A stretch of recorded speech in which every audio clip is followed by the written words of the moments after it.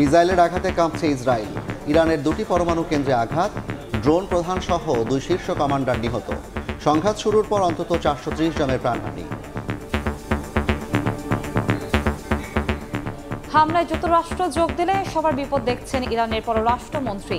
মধ্যপ্রাচ্যের শান্তিতে নেতানিয়াহু সরকারকে বড় বাধা বলছেন Erdogan. Unfortunately, we have heard that the U.S. may join this aggression.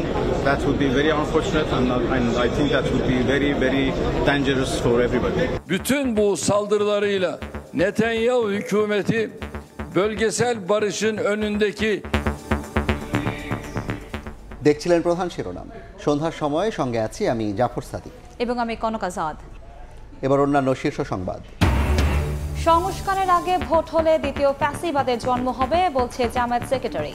একমত না হওয়া বিষয় বাস্তবায়ন করবে নির্বাচিত সংসদ, মন্তব্য বিএনপি মহাসচিবের। আগে তো মাঝে মধ্যে আসতো, কিন্তু এখন ওইভাবে ওষুধ টষুধ কোনো কিছু দিতেছে না। এবার আমার মনে হচ্ছে সরকার অতটা সচেতন না। ডেঙ্গু চোখ রাঙালেও এডিস নিধনে ঢিলে ভাব। 2 সিটির বিরুদ্ধেই উদাসীনতার অভিযোগ। মন্ত্রণালয়গুলোর মধ্যে কাজের সমন্বয় নেই বলেন উপদেষ্টা সাখাওয়াত।